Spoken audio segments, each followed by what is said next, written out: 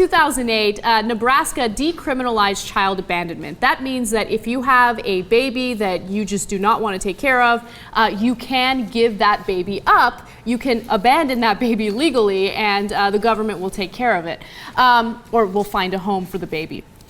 Now, the thing is, when they decriminalized child abandonment, they forgot to include an age limit. So a number of people actually dropped off their teenage kids. Damn. No, this is really harsh. 36 kids got dropped off. Let me read you this, the number. So 36 children had been left in state hospitals and police stations. 22 of the children were over 13 years old. A 51-year-old grandmother dropped off a 12-year-old boy. One father dropped off his entire family. 9 children from ages 1 to 17, which is a complete and utter disaster. That's cold, man. That's cold. He's like, 9 is enough. Here you go. Good luck to you. So there was actually a woman in California that drove 1,200 miles all the way to Nebraska to drop off her teenage son. Now, imagine that car ride. That illegal mistake did not last long, because once they realized, oh my God, everybody's bringing their kids to Nebraska to drop them off, they changed the law really quickly. In that time, she drove to make the deadline. She's like, oh, I gotta drop this kid off. I gotta drop this kid off. She drove 1,200 miles. Yeah. By the way, the world's most awkward car trip. She must have lied to the kid, right? I hope she had to have, right? Like, I almost hope she did, right? Yeah, like you were saying. Like, oh my God, could you imagine? Oh, we're gonna drive 1,200 miles so I can drop you off in Nebraska and never see you again. Right.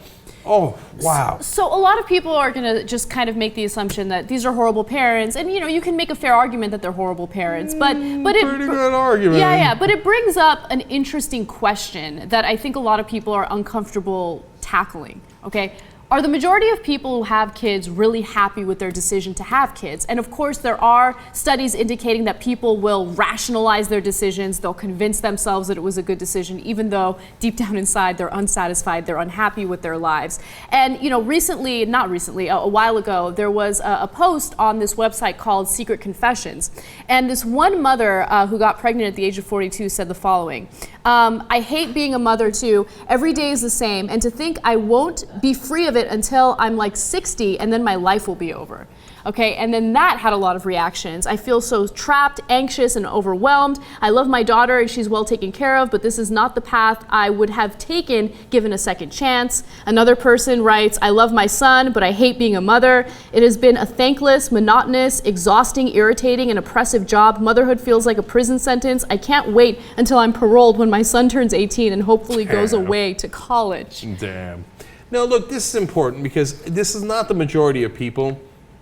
But it's important to hear the other side of this. Because in the media, you'll only hear one side, like, oh, the kids are great. And, you'll get the movies where they, show you how hard it is and they make fun of parenthood. But at the end of the movie, what happened? It's like, but the kids were like the greatest thing in the world. And they become president of the world. And they're astronauts. And they play the violin. And they're awesome. And they all got into Harvard. Right? But in the real world, no, some people feel totally trapped by it. So just be cool and make your own decisions based on what you think is rational.